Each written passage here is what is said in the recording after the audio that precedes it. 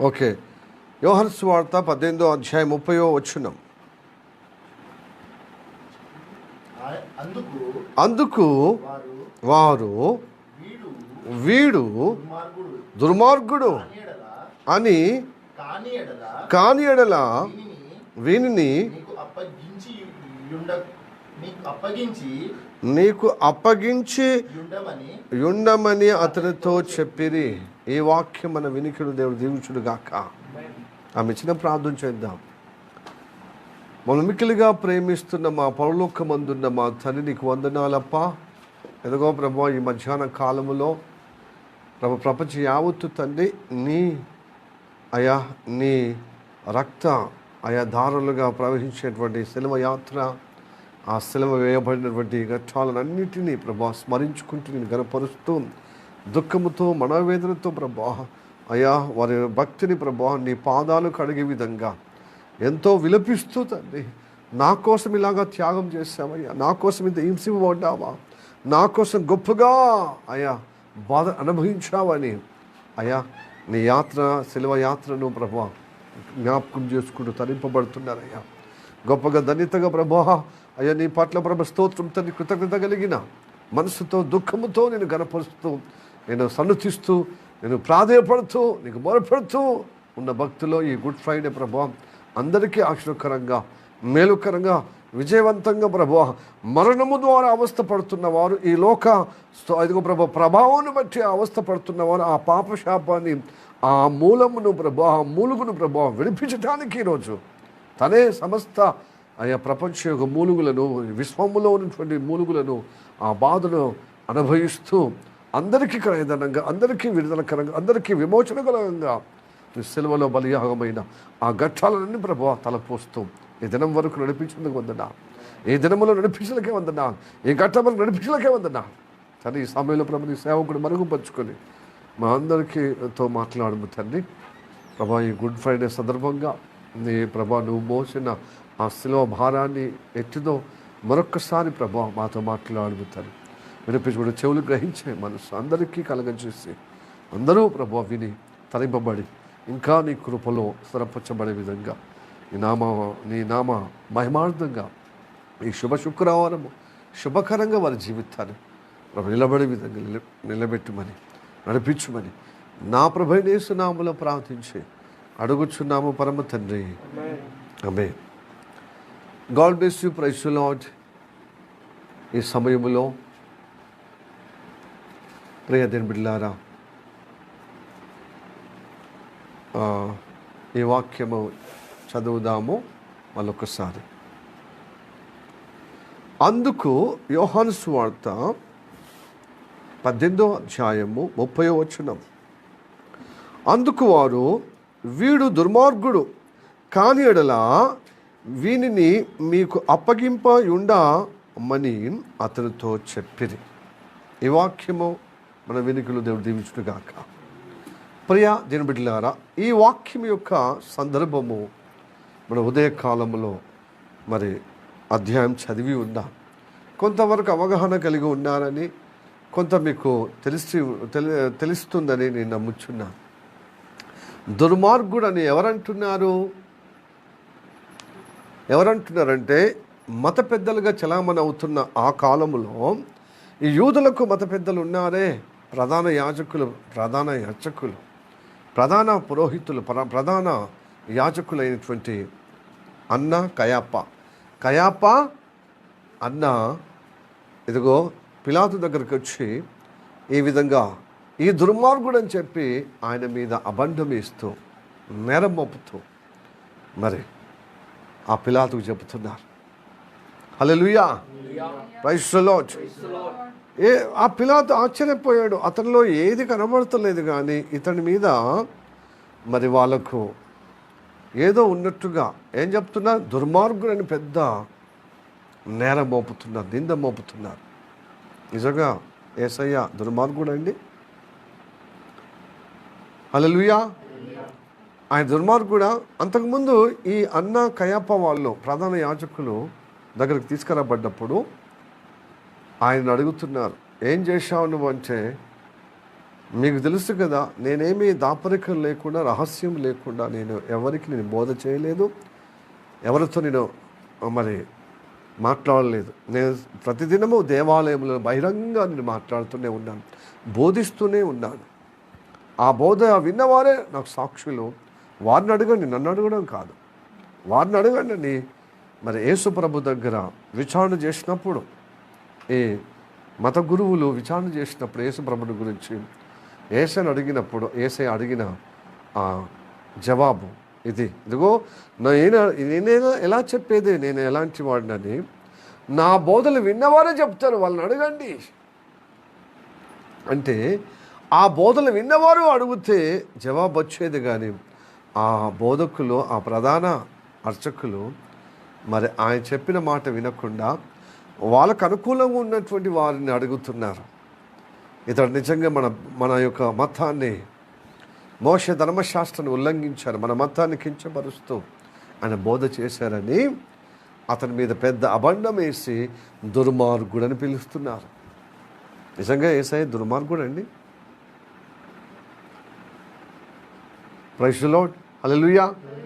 దుర్మార్గులు ఈ లోకం, దుష్టత్వం ఈ లోకం.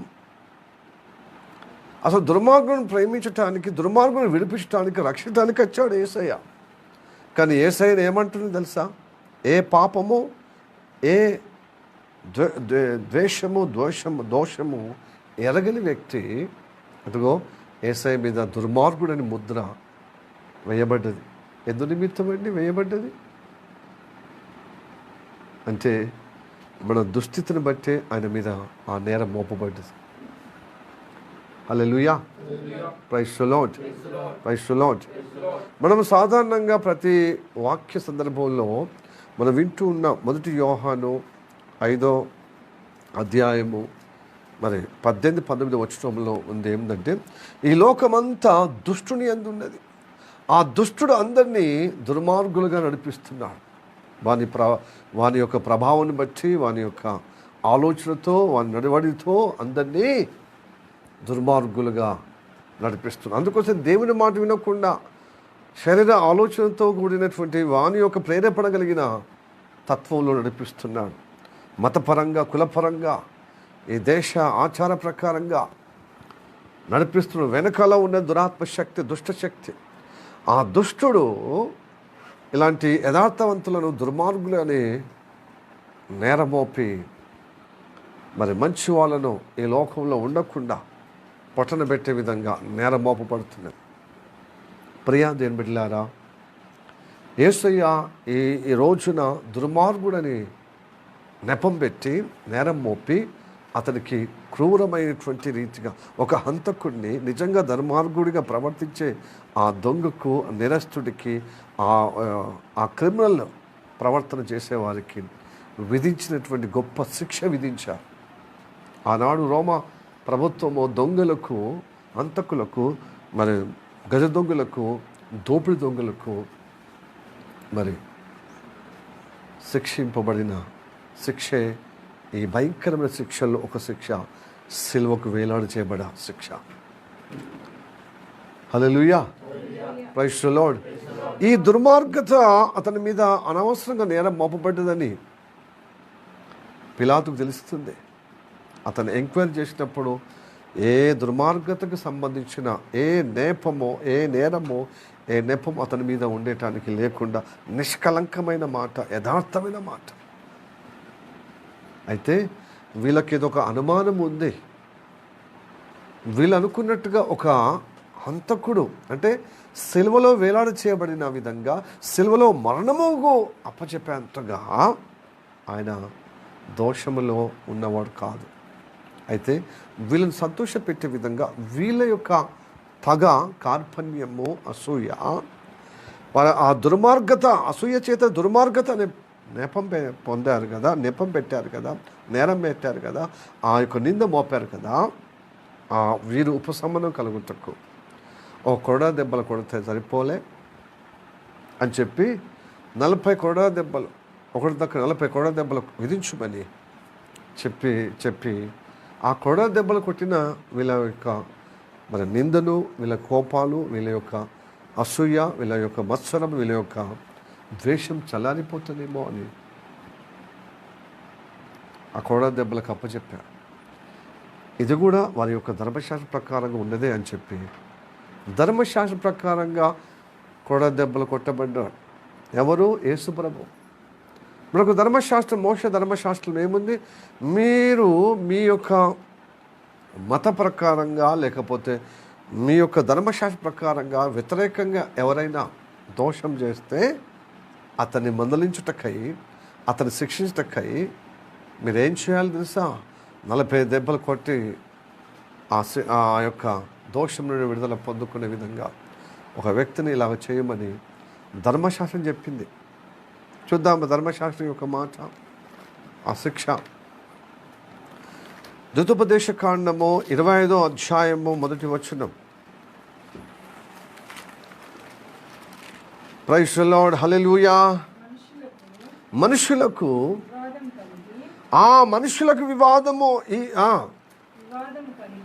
వివాదము కలిగి న్యాయ సభకు వచ్చినప్పుడు న్యాయాధిపతులు విమర్శించి నీతిమంతుడనియు దోషి అనియు తీర్పు తీర్చవలెను. ఆ దోషి శిక్షకు పాత్రుడుగా కనబడిన ఎడల న్యాయాధిపతి అతన్ని పండుకొనబెట్టి ఆయన నేరము కొలది దెబ్బలు లెక్కబెట్టి తన ఎదుట అతన్ని కొట్టింపవలెను. 40 దెబ్బలు కొట్టింపవచ్చును, అంతకు మించకూడదు. ఎంత శిక్ష అయినా 40 కంటే ఎక్కువ కొడ దెబ్బలు కొట్టబడదు. 40 దెబ్బలు కొట్టబడాలి, ఎంత శిక్ష అయినా కానీ. అంటే మీకు అతను దోషాన్ని ఎంచబడినప్పుడు, ఆయన శిక్ష కారకుడు అన్నప్పుడు అతనికి 40 కొడ దెబ్బలు కొట్టింపవలెను. హల్లెలూయా. ప్రియ దేవుని బిడ్డలారా, ఇదే శిక్ష యేసయ్య మీద పడ్డది. ప్రియ దేవుని బిడ్డలారా, న్యాయంగా విచారణ చేయమన్నాడు. దోషాన్ని తేలితే అతనికి ఆ దోషి మీ పట్ల వివాదము కలిగే విధంగా దోష అయ్యాడు కదా, ఆ దోషిని బట్టి, ఆ దోషమును బట్టి, ఆ వివాదాన్ని బట్టి తొలగిపోవటానికి, విడుదల పొందటానికి, తొలగిపోవటానికి, ఆ వివాదం చల్లారటానికి దోషిగా ఎంచబడిన ఆ వ్యక్తి మీరు 40 కొడ దెబ్బలు కొట్టబడవాలేను అని ధర్మశాస్త్రం రాయబడిన చూడు. అది పిలాతు పట్టుకొని 40 దెబ్బలు కొడ దెబ్బలకు విధించే విధంగా. ఎందుకంటే వాళ్ళకి ఏదో వివాదం ఉన్నట్టుగా చెప్తున్నారు కదా, దోషం నేరం మోపుతున్నారు కదా. ఆ నేరము తొలగించటానికి, ఆ దోషం తొలగించటానికి, ఆ వివాదం తొలగిపోవటానికి, వారు చల్లారటానికి ఆ వివాదం ఆయన దుర్మార్గుడుగా చిత్రీకరించి నేరం మోపుతున్నారు కదా. వాళ్ళ యొక్క మత వివాదాన్ని బట్టి అది 40 దెబ్బలు కొడ దెబ్బలు విధించారు. ప్రైజ్ ది లార్డ్, హల్లెలూయా. ప్రియ దేవుని బిడ్డలారా, 40 కొడ దెబ్బలు కొట్టబడ్డాడు యేసు ప్రభు. ధర్మశాస్త్ర ప్రకారంగా నిజంగా ఆయన దుర్మార్గుడు అండి? నిజంగా ఆయన వివాదము చెలరేగి అంటే వివాదము చేశాడా? అవును, చేశాడు. కాబట్టి వివాదం చేశాడు కాబట్టి మా మతాన్ని గలిబిలి గందరగోళం చేశాడు. మోషే ధర్మశాస్త్రం యొక్క ఆ ఆచారాన్ని ఉల్లంఘించాడు. అందుకోసమే ఆ ఉల్లంఘన, ఆ వివాదాన్ని బట్టి అతని మీద దుర్మార్గుడని మేము ఊరికనే మీ దగ్గరికి తీసుకొచ్చామా? దుర్మార్గుడని నేరం మోపి మేము తీసుకొచ్చామా? దుర్మార్గుడు కాని మీ దగ్గరికి ఎందుకు తీసుకొస్తామో? మా మతములో వివాదము రేపాడు. మా ధర్మశాస్త్రంలో, మా మోషే మా పితరుల్లో పాటించిన ధర్మశాస్త్రంలో వివాదము, దానికి భిన్నమైన వివాదము రేపాడు. వివాదం కలిగిన వ్యక్తి గనక మాకు అతడు దోషగా ఎంచబడుతున్నాడు కాబట్టి అతన్ని శిక్షించాల్సిందే అన్నప్పుడు శిక్ష ఇచ్చాడు. అలాగా కొడ దెబ్బలు కొట్టబడే విధంగా అనుమతించాడు పిలాతు. ప్రియ దేవుని బిడ్డలారా, నిజంగా ఆయన దోషం కలిగి ఉన్నాడండి? వివాదం కలగజేశాడా? వివాదము కలగజేయలేదండి. సర్వ సమాజం ఆచారంలో మతానికి విరుద్ధంగా ప్రవర్తించిన మత బోధకులు, మత పెద్దలకు, ఆ మత పెద్దలు మాట్లాడిన ఆ బోధన బట్టి ప్రజలందరూ పక్కదారి పడితే, వివాదాలు పడిపోతే, వాళ్ళు సరైన సన్మార్గములో వాళ్ళ యొక్క వివాదాన్ని ఖండించి, వాళ్ళ ఆచారాన్ని ఖండించి, మనుషులు కల్పించిన ఆ పద్ధతులను ఖండించి, సరైన దేవుని నడిపింపులో వాళ్ళని సిద్ధపరిచిన ఆ పిమ్మట, ఆ సిద్ధపరిచిన ఆ తత్వాన్ని బట్టి వ్యతిరేకంగా ఇతని మీద నేరం మోపారు. ఈ రోజులలో అంతే కదండి.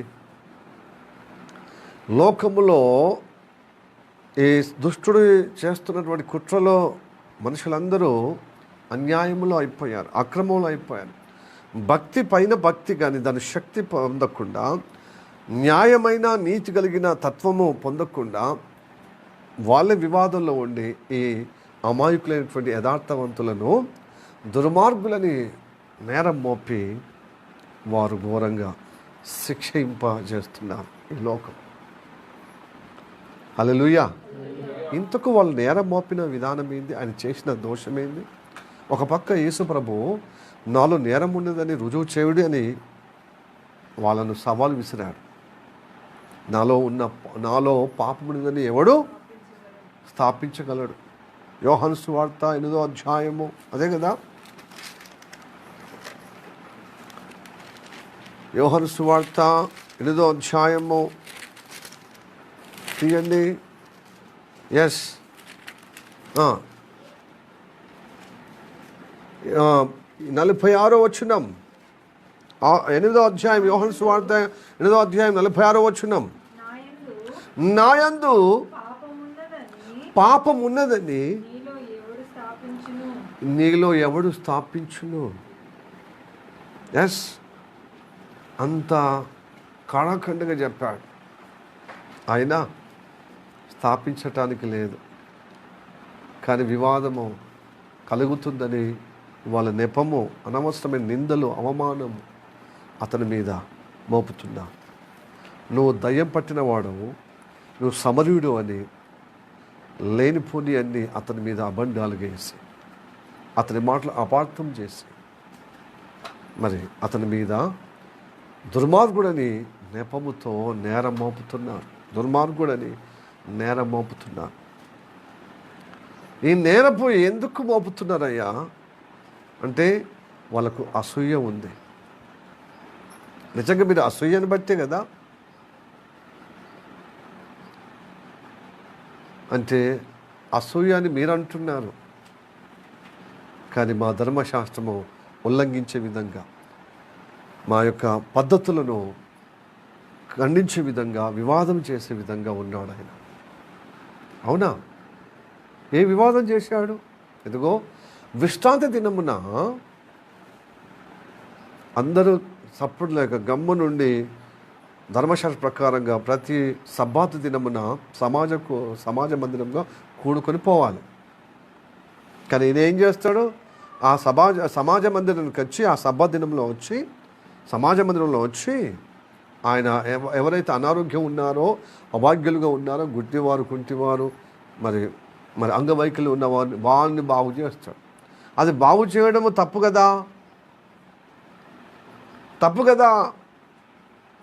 అయితే యేసుప్రభు పలుమార్లు అన్నాడు, ప్రాణహత్య దోషమా, ప్రాణరక్షణ దోషమా? చెప్పండి. ప్రాణరక్షణ ఇస్తున్నాను కదా, నేను ప్రాణహత్య చేస్తలేనే, అందరినీ బాగు చేయటానికే ఉన్నది కదా ఈ విశ్రాంతి దినము.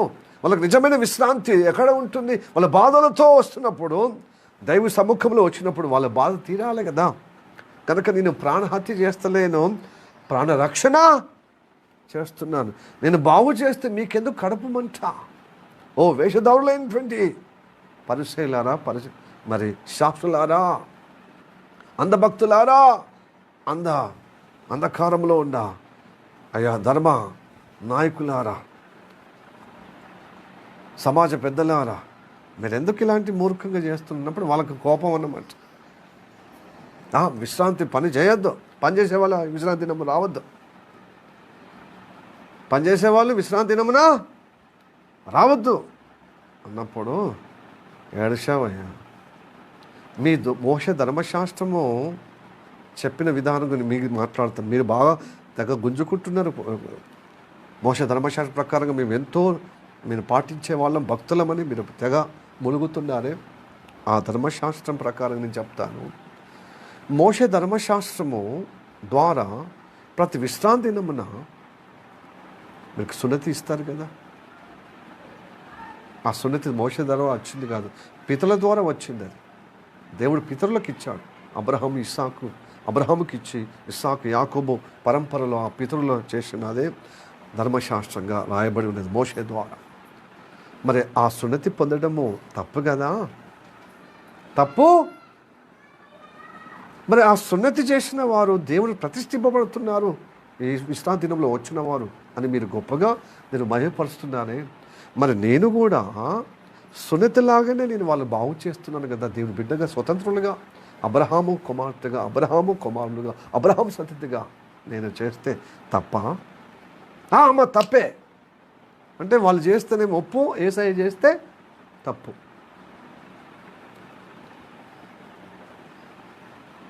హల్లెలూయా, ప్రైజ్ ది లార్డ్. ఎందుకు తప్పైంది? వాళ్ళు చేస్తే ఒప్పు ధర్మశాస్త్ర ప్రకారంగా, ప్రభువు చేస్తే, యేసయ్య చేస్తే తప్పెందుకైంది అంటే వారి క్రియలను ఖండిస్తున్నాడు కాబట్టి. ప్రియా దేని బిడ్డలారా, ఈ లోకంలో ఉన్నదే ఈ ఘోరమైన రోగం ఏం తెలుసా? వారి కార్యాలు, వాళ్ళ తప్పిదములు తప్పు అని ఖండించినప్పుడు ద్వేషించడం మొదలు పెడుతుంది. అదే యేసు ప్రభువుకు ఎదురైందనమాట. అవో మీరు చేస్తే తప్పు కాదు, నేను చేస్తే ఎందుకు తప్పు అవుతుంది? మీరు చేస్తే ఒప్పు, నేను చేస్తే తప్పు ఎందుకు అవుతుంది? ధర్మశాస్త్రం అదే కదా చెబుతున్నది. సున్నతి చేస్తేనేమో తప్పు కాదట, నేను బాగు చేస్తే తప్ప. పైపెచ్చు ఏమంటున్నారు? ఇది మాటలకు మీరు విన్నప్పుడు నన్ను చంప చూస్తున్నాను. నిన్నెవడు చంపుతాడయ్యా? నువ్వు దయ్యం పట్టినవాడు, నువ్వు సమరీయుడు, నిన్నెవడు చంపుతాడు అంటున్నావు. మరి ఇప్పుడు ఎవరు చంపుతున్నారు? ఇప్పుడు దుర్మార్గుడని నేర మోపి పిలాతుకు ఎలా అప్పచెప్పబడ్డారు. పిలాతుకు ఎలాగా అప్పచెప్పుతున్నారు. ఇంకా ఏమంటున్నారు? పిలాతు దగ్గరికి వచ్చి, ఊరికనే మేము సమయమును వృధా చేస్తామా?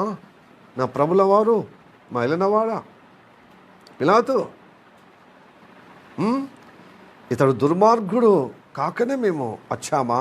ఇతడు దుర్మార్గుడు, మా యొక్క మతాన్ని వివాదము రేపటకు వచ్చాడు, మా విశ్రాంతి దాన్ని ఉల్లంఘించాడు. అట్లాగా అతని మీద నేరం మోపబడ్డది. ప్రియా దేవుని బిడ్డలారా, మీరు వాక్యం వింటున్న దేవుని బిడ్డలారా, ఒకటి విశ్రాంతి దినమున ఉల్లంఘించడం, అది కూడా వాక్యానికి మిగుతలేదు. అలానే తన కుటుంబ సభ్యులతో పస్కా బలి సమయంలోనే ఇలా అన్నాడు, నీవు మాలో ఒక సహోదరుడిగా ఉన్నావు, కానీ నువ్వు దైవకుమారుడు అని తెగ మాట్లాడుతున్నావే. మరి ఆ దైవకుమారుడని మీరు అంటున్నప్పుడు మేము నమ్ముచున్నాం అంటే, వినేటోడు ఉంటే చెప్పటోడికి లోకువా. నువ్వు గొప్ప దైవకుమారుడు అంటున్నప్పుడు ఆ పస్కా బలిలో అందరు వేయరు. ఆ దేవాలయం దగ్గరికి వెళ్ళి, ఆ యెరూషలేముకు వెళ్ళి ఆ పస్కా ఆచరించే ఆ భక్తులకు, అక్కడ ఉన్నటువంటి సమాజానికి, సమూహానికి చెప్పపో అని గేలి చేసే సొంత సహోదరులే. ప్రియ దేవుని బిడ్డలారా, దేవుని నమ్ముకున్న బిడ్డలారా, యేసయ్యను నమ్ముకున్న సొంత కుటుంబ సభ్యులు హేళన చేస్తారు. నువ్వు దేవుని కుమారుడు అంటావు చూడు, అంటే మీరు దయ్యం కుమారులమా? మరి నువ్వు అన్నట్టే కదా. అప్పుడు వాళ్ళకి లోపల స్వర్రమని ఆలుతుందన్నమాట. ఓహో, నువ్వేమో దేవుని కుమారుడు, మేము దయ్యం కుమారులం, మేము నరకం పోతాం, నువ్వే స్వర్గానికి పోవని అపేక్ష అంటే ఏమంటారు, అపహాస్యం చేసే విధంగా, ఎగతాళి చేసే విధంగా స్టార్ట్ అవుతుంది. అక్కడి నుంచి ఇప్పటికీ ఎగతాళి చేస్తారు. మోక్ లాఫ్ ఇట్, ఎస్, మనని ఎగతాళి అపహాస్యం చేస్తారు. ఎందుకో తెలుసా? మనం దేవుని కుమారుడు అని చెప్తే. యేసయ్య నమ్ముకున్న వారందరూ దైవ కుమారులు కదా. హల్లెలూయా. ఎందుకంటే మన యొక్క దుర్మార్గత ఆయన మీద మోపబడ్డది. ఆయన చేసిన దుర్మార్గతను బట్టి కాదు. ఆయన పరిశుద్ధుడు, నీతిమంతుడిగా జన్మించాడు. ఓ సియోను నివాసులారా, బహుగా సంతోషించుడి, ఆనందించుడి. యెరూషలేము కుమార్తెలారా, యెరూషలేము నివాసులారా, ఉల్లాసించుడి. నీ రాజు దీనుడై భారవాహగా వాహనం మీద, ఒక గాడిద పిల్ల మీద ఎక్కి నీతిమంతుడు రక్షకుడు మీ దగ్గరికి వస్తున్నాడు. ఎందుకో తెలుసా? నన్ను దైవ కుమారుడుగా, దేవుని బిడ్డలుగా చేయటానికి, నన్ను నీతిమంతుడుగా చేయటానికి, నన్ను రక్షించి, దుష్టుడి నుండి రక్షించి దేవుని బిడ్డగా చేర్చి అనుగ్రహము కలగజేస్తున్నాడు. కాబట్టి యేసయ్య నమ్ముకున్న వారందరూ, రక్షణ పొందిన వారు నీతిమంతులు కనుక వాళ్ళు దేవుని పిల్లలు పిలువబడతారు. హల్లెలూయా. యేసయ్యను ఎంతమందిని అంగీకరిస్తారు రక్షకుడిగా? నా నీతి నిమిత్తమే, నాకు నీతి ఇవ్వటానికే నా దుర్నీతి నిమిత్తమైన సిలువకు ఎక్కాడు. నా పాపాన్ని బట్టి ఆయన దుర్మార్గుడిగా ఎంచబడి ఆయన శిక్ష విధించబడి నేను పొందిన స్థలంలో ఆయన పొందుకున్నాను. నేను పొందవలసిన వాడిగా ఉన్నా నాకు బదులుగా ఆయన పొంది నాకు మరి పాప పరిహారార్థం చేశాడు. దుర్మార్గ స్థితి నుంచి నన్ను విడిపించాడు. దుర్మార్గత ఎలా వచ్చింది తెలుసా? మన అవిధేయతను బట్టి, మన దోషాన్ని బట్టి, దేవుని మాట వినకపోవడమే. పాపశాపలు పుట్టాము, మన ఆ సృష్టికర్త మాటను విస్మరించాము కనుక ఆ దోషంలో జీవించు వారందరూ దుర్మార్గులే. ఈ దుర్మార్గులు బతకటానికి వీలు లేదు నిత్య జీవంలో. హల్లెలూయా. కనుక ఈ దుర్మార్గుడు అనే నెపము అతని మీద, నేరము అతని మీద మోపబడ్డది. ప్రియ దేవులారా, ఎందుకు తెలుసా? మన నిమిత్తం. ఎందుకు తెలుసా? స్వయంగా అన్నాడు, మీ క్రియలు చెడ్డవని నేను చెప్పినందుకు మీరు గ్రహించకుండా ఉన్నారు చూడు. దాన్ని బట్టి నా మీద కోపం, అసూయ పెరిగి నన్ను ద్వేషించడం మొదలుపెట్టారు. ఆ ద్వేష ఫలమే నన్ను దుర్మార్గుడని ముద్ర వేస్తున్నా. యోహాను సువార్త 7వ అధ్యాయం 7వ వచనం చదువుదాం. అక్కడ అంటాడన్నమాట, లోకము మిమ్మల్ని ప్రేమిస్తుంది, లోకం నన్ను ద్వేషిస్తుంది. ఎందుకు తెలుసా? దాని క్రియలు చెడ్డవని చెప్పడం వల్ల నన్ను దుర్మార్గంగా నన్ను ద్వేషిస్తుంది. చదవండి. లోకము మిమ్మల్ని ద్వేషింపనేరదు కానీ దాని క్రియలు చెడ్డవని నేను దాన్ని గూర్చి సాక్ష్యం ఇచ్చుచున్నాను గనక అది నన్ను ద్వేషించుచున్నది. హల్లెలూయా. ఇది ఆ చెడ్డ క్రియలు ఖండిస్తున్నాడు కాబట్టి ద్వేషిస్తున్నది. హల్లెలూయా. Praise the Lord. హల్లెలూయా. లోకము తన క్రియలు చెడ్డవని చెప్పినందుకు ఆ సిలువ కేసు దుర్మార్గుడుగా నేపం పెట్టి అతనికి సిలువ కేసాడు. దుర్మార్గుడు అని ఎందుకు చెప్పారు తెలుసా? అతని వారి క్రియలు చెడ్డవని చెప్పినందుకు దుర్మార్గుడని. హల్లెలూయా. Praise the Lord. ఆ దుర్మార్గత అని నేపం చేసిన వారు నిజంగా ఆయన దుర్మార్గంగా ప్రవర్తించినందుకు కాదు ఆయన నేరం మోపింది. వీళ్ళ క్రియలు చెడ్డమని చెప్పినందుకు దుర్మార్గుడుగా ఆయన మీద నేరం మోపారు. దుర్మార్గుడని మరి మీ క్రియలు దుర్మార్గంగా నేను ఖండించినందుకు నువ్వే దుర్మార్గుడు, నువ్వే అని అతను ద్వేషించి అతనికి చేదు నీళ్ళు ఇచ్చారు, మంచి నీళ్ళు ఇవ్వకుండా. నువ్వు మావోడి కాదు, నువ్వు మా మనిషి కాదు. Hallelujah. Praise the Lord. Yesayya అన్నాడు, నేను భూ సంబంధమైన వ్యక్తిని కాదు. మీరు భూ సంబంధంలో నీ పాపం నిలిచిన వారు భూ సంబంధాలు అయితే, కానీ నేను పరము నుండి వచ్చిన వాడు, నాలో పాపం లేనివాడును. అవును కదా? కానీ ఆ పరమున వచ్చి శరీరధారిగా ఉండి వాళ్ళ క్రియలు సరిచేయటకు వాళ్ళని ఖండిస్తే అతని మీద నేరం మోపబడ్డది దుర్మార్గుడిగా, ద్వేషణ పొందుకొని దుర్మార్గుడిగా. మరి ఈ దుర్మార్గులకు ఏం చేయాలి చెప్పండి? సిలువకు అప్పచెప్పవలసిన విధానం. అలా దుర్మార్గుడ నేరం మోపబడి ఆయన సిలువకు ఎక్కాడు. అందుకోసం శిక్షింపబడ్డాడండి. Hallelujah. Praise the Lord. Praise the Lord. Hallelujah. Hallelujah. దేవుడు మనల్ని దుర్మార్గత నుండి విడిపించడానికి మన దుర్మార్గత తన మీద వేసుకొని మోపబడే అలా శిక్షింపబడ్డాడు. అందుకోసమే యెహోవా తండ్రి దేవుడు అంటాడు, దుర్మార్గులు నశించిపోవడం నాకు ఇష్టమా, నాకు సంతోషమా? వాళ్ళు మరణించడం నాకు సంతోషమా? వాళ్ళు రక్షించుటకు నాకు సంతోషం. వాళ్ళు నా మాట విని లోబడుట సంతోషం. హెజ్కేలు 33వ అధ్యాయం 11వ వచనం. 33వ అధ్యాయం 11వ వచనం.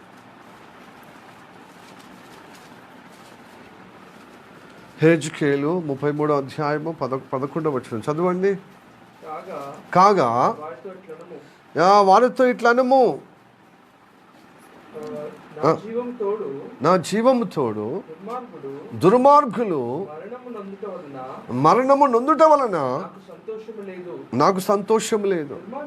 దుర్మార్గుడు తన దుర్మార్గత నుండి మరలి బ్రతుకుట వలన నాకు సంతోషము కలుగును. కాబట్టి ఇశ్రాయేలులారా మనసు త్రిప్పుకొనుడి, మీ దుర్మార్గత నుండి మరలి మనసు త్రిప్పుకొనుడి. ప్రియా దేవుని బిడ్డలారా, యేసయ్య ఆ దుర్మార్గత ఎందుకు వరించో తెలుసా? నీ మనసు తిప్పి నీతి న్యాయంలో నిలబెట్టడానికి ఆ నీతి గల దేవుడు, న్యాయం గల దేవుడు సిలువకెక్కాడు. నీ దుర్మార్గత తన మీద మోపుకొని, ఏ మనస్థితి తన మీద మోసుకొని ఆయన సిలువకి అందుకోసం ఎక్కాడు. అది మనం ఎక్కాల్సింది. హల్లెలూయా, ప్రైజ్ ది లార్డ్. ఆ దుర్మార్గుడిని అన్నప్పుడు యేసయ్య నీ దుర్మార్గుడు అన్నట్టుగా మౌనంగా ఉన్నాడు. ఎందుకు తెలుసా? పిలాతు పదే పదే పదే నీవు యూదులకు రాజువా అంటే నువ్వన్నట్టే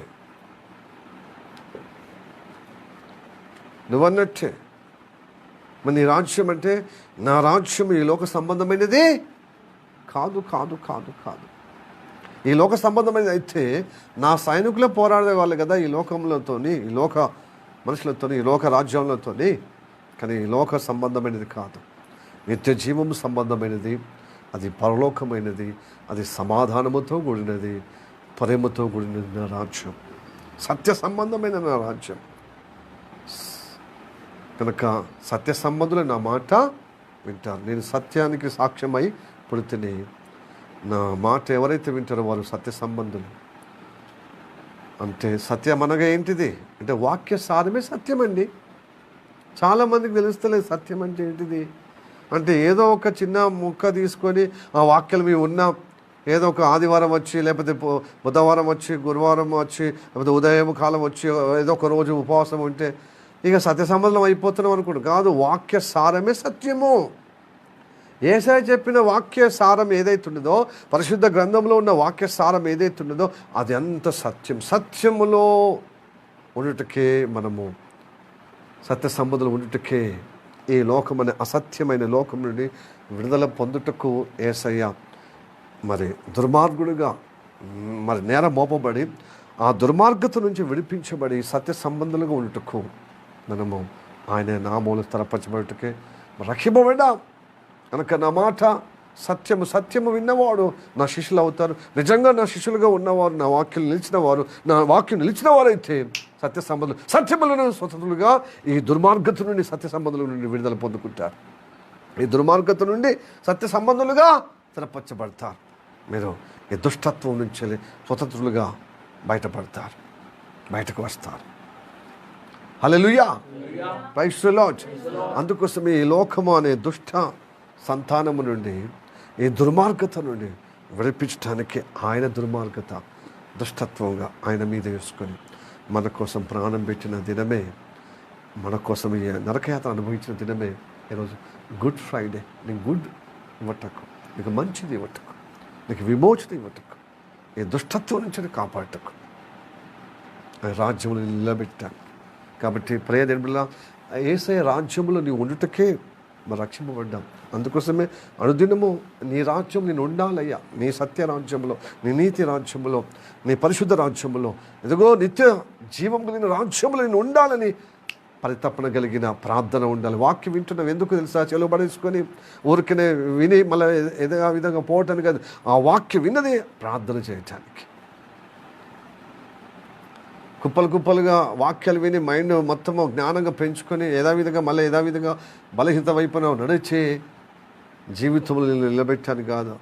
నేను అట్లా అయితే నువ్వు శాస్త్రులుగా పరిశీలగా ఉండి మళ్ళీ ఈ దుర్మార్గంలో నడిచి ఈ నీతిమంతులను దుర్మార్గులనే నేరం మోపి నువ్వు దుష్టుని పాలయ్యే ప్రమాదంలో ఉంటా.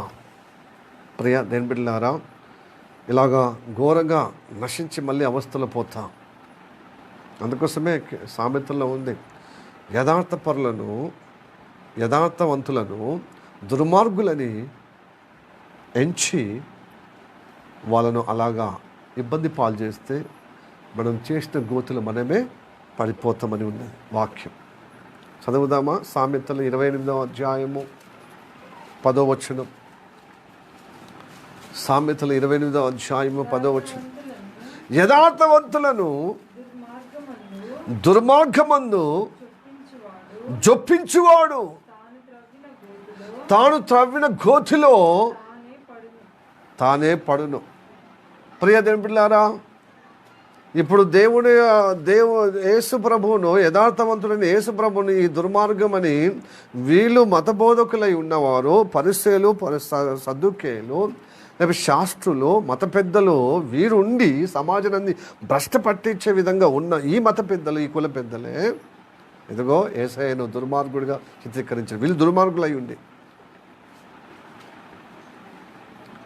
కాబట్టి వీరు చేసిన తోడుకున్న బంధువులు వీరే పడిపోవటానికి. కానీ మనం అలా పడిపోవటానికి రక్షణ పొందలేదు. ఎలాగ తెలుసా? ఆ దుర్మార్గత నా జీవితము కాబట్టే నా దుర్మార్గత ఆయన భరించి సహించాడు అని నువ్వు యథార్థంగా ఒప్పుకుంటే అలా జొప్పించే దాంట్లో, ఆ దుర్మార్గుడు అని జొప్పించే దాంట్లో నువ్వు ఉండవు. లేకపోతే ఉంటే నువ్వు తోడుకున్న బంధువులు నువ్వే పడతావు. ఏ విత్తనం అదే పంట కోస్తా. కాబట్టే కదా మనం ప్రతి ఆదివారం అయ్యా నేను గుంటలో పడిపోవద్దు, నేను నాశనంలో పడిపోవద్దు తండ్రి, నీ బలియాగములో నేను రక్షణ పొంది, నేను విడుదల పొంది, పరిశుద్ధపరచబడి ఆ దుర్మార్గత స్థితి నుంచి విడుదల పొందుటకు ఎదుగో మనసు మార్చుకొని, మనసు తిప్పుకొని ఆ యేసయ్య వైపున తిప్పుకుని, యేసయ్య మాటలో, యేసయ్య బాటలో మనము సమర్పణతో మన స్థిరపరచబడుటకు మనం ప్రార్థన చేస్తున్నాం. ఆయనకు అప్పచెప్తున్న సజీవ యాగముగా మన జీవితాలను.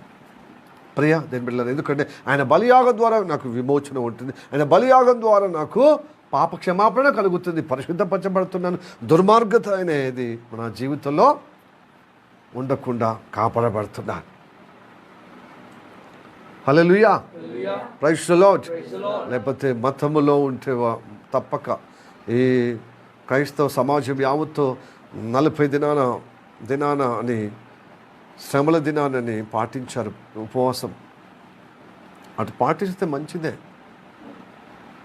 కానీ నీలో ఉన్న దుష్టత్వము, నీలో ఉన్న దుర్మార్గత, మరి యథార్థవంతులను నేరం మోపే జొప్పించే విధంగా నీవు ఉంటే, నువ్వు చేసిన ప్రవర్తన బట్టి నువ్వేదైతే మతపరంగా చేస్తున్నావో ఈ శాస్త్రులు పరిశీలన చేసిన రీతిగా ఆ మంచి వ్యక్తిని దుర్మార్గునిగా చిత్రీకరించి జొప్పించి చేసినప్పుడు నువ్వు తోడుకున్న బంధువులు నువ్వే పడతావు, నువ్వు తోడుకున్న గోతిలో నువ్వే పడే ప్రమాదం ఉంటున్నావు. హల్లెలూయా, ప్రైజ్ ది లార్డ్. యేసయ్య రాకడ అందుకోసమే త్వరగా రానై ఉన్నాడు. ప్రియ దేవుని బిడ్డలారా, ఇంకెన్ని రోజులు మతపరంగానే ఉంటాం, మతపరంగానే ఉంటాం, ఇంకా మతపరంగానే ఉండి ఏదన్నా దేవుని నడిపింపులో పరిశుద్ధాత్మ చేత నడిపింపబడిన అభిషక్తులు చెప్పిన మాటకు అపార్థం చేసుకొని గొల్లుమని 10 మందికి ఇదిగో పరిశీలలాగా, శాస్త్రులాగా, ఇదిగో దుర్మార్గమైన మాటలు, ఇదిగో మేము ఎంత మంచోళ్ళని నిరూపించుకునే తత్వంలో ఉన్నారా? ఒక సహోదరుడు వరంగల్లో నీవు దేవుని మాట విని సరైన రీతిగా నడిపించబడకపోతే నీతిలో, న్యాయంలో నువ్వు పెట్టిన ఆహారం కూడా నాకు విషంతో సమానం అని చెప్తే తన భార్య పాస్టర్ మనం ఎలా బదనం చేస్తున్నాడు, విషమే పెట్టినట్ట మేమట విషం పెడతామండి అంటున్నారు. చెప్పే ఆంతర్యము గమనించలేక అది ఒక్కటే తోక పట్టుకొని అక్షరం పట్టుకొని మొత్తం పబ్లిసిటీ సంఘంలో చేశారు. ఇప్పటికీ వాళ్ళు ఆగమాగ జగన్నాథం అయిపోయి ఆ ఇంటికి కంపేసుకున్నట్టు అయిపోయారు. ఎందుకంటే వాడు తోడుకున్న బంధువులు వాడే పడిపోయింది. ఎన్ని రోజులు సాగుతుందండి ఇలాంటి బోకర దందాలు, దళాలి దందాలు, యథార్థవంతుల మీద నేరం మోప దుర్మార్గం అనేది జొప్పించి ఉంటే మనం తోడుకున్న బంధువులు మనమే పడిపోతాం కదా. నేను అనేది ఏంటంటే, నీవు దేవుని వాక్యానికి లోబడకుండా వాక్యానుగుణంగా నీ జీవితం కట్టబడకపోతే, నువ్వు సాక్ష్యంగా నిలబడకపోతే, నువ్వు ఏది చేసినా నాకు అది విషంతో సమానం అన్నప్పుడు అది అర్థం కావాలి కదా. ఈనాడికి ఇప్పటికీ అర్థం కావట్లేదు కొంచెం చాలామందికి. అంటే మీ తిండే ఆహారముకు ఆయనను రుణపడే విధంగా చేయాలా. మళ్ళీ రేపు మీరు ఎత్తేరు, నేను ఎంత చూసుకుంటాం, మేము మంచిగా పాస్టర్ను ఎంతగా మరి ఆహారం ఇస్తామో, ఎంత సౌలత కలిగి ఉంటామని నువ్వు పెట్టిన దానికే ఎక్కువ గొప్పగా చూస్తున్నావు. కానీ వాక్యము ద్వారా, పాస్టర్ అభిషేకము ద్వారా దేవుడు తన ద్వారా ఇంత వాక్యం చేత నన్ను రక్షించును, ఇంతగా నన్ను ఆశీర్వాదకరంగా క్షేమకరంగా అనిపిస్తున్నాను, ఆ కృతజ్ఞత నీకు రాదు కదా. నువ్వు భౌతిక మనసే కలిగి ఉన్నావు, ఆత్మీయ నడిపింపులో గొప్పతనం అనిపిస్తలేదు.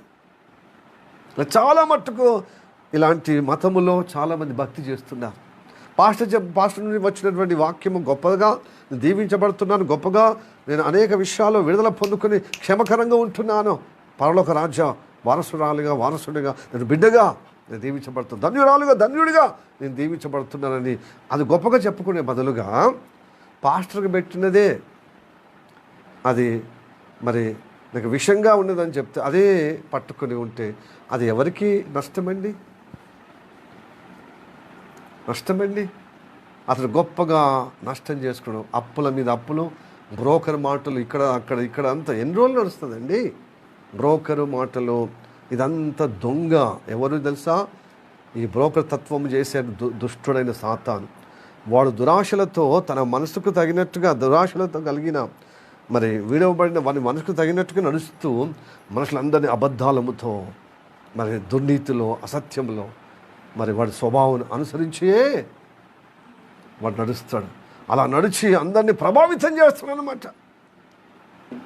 ప్రియజనులారా, మనని దేవుడు నిరూపించాలి, నీతిమంతులుగా యథార్థపరులుగా మనని మనం నిరూపించుకోవడానికి కాదు. సేవకుడి ద్వారా మనం హెచ్చరికగా, సేవకుడి ద్వారా రక్షణ పొందే విధంగా, సేవకుడి ద్వారా మనం ఆదరణ పొందే విధంగా మాట్లాడినప్పుడు హెచ్చరికలు కూడా మనము విడుదల పొందుకునే విధంగా దోహదం చేసుకోవాలి, ఉపయోగం చేసుకోవాలి. హల్లెలూయా, ప్రైజ్ ది లార్డ్. మన స్వభావం మారంది, మనం ఇంకా దుర్మార్గుడు నేపం పెట్టే గుంపులో ఉన్నట్టు. యేసు ప్రభువును ఇప్పుడైతే నేను సిలువకేలే ఆ మత బోధకులు వేశారు, మతస్థులు వేశారు, అప్పుడున్న ఇజ్రాయెల్ ప్రజలు వేశారు, యూదులు వేశారు అంటున్నావు. ఆ యూదుల్లో నువ్వు కూడా లేవా? ఆ యూదులు కూడా దేవుడు ఒక వాగ్దానం ఇచ్చారన్నమాట. ఎందుకంటే దానియేలుకు 70వ వారం అనే ఒక మర్మం ఇచ్చాడు కదా. ఆ మర్మము మట్ల ఆదివారం వరకు 69 వారాలు అయిపోయింది. అప్పటి వరకే యూదులకు రక్షణ, యేసయ్య గురించి తెలుసుకోవటానికి, యేసయ్యను నమ్ముకోవటానికి, యేసయ్యను మరి రక్షకుడుగా అంగీకరించడానికి. అందుకోసమే కదా ఆ రోడ్డు మట్ల ఆదివారం గార్ధభవము మీద అనగా గార్ధ అభావము కలిగిన వాహనము మీద ఎక్కి ఆ గాడిద పిల్ల మీద ఆ యెరూషలేము గుమ్మములో వెళ్తూ ఆ యెరూషలేములో దేవాలయం ప్రవేశించే సమయంలో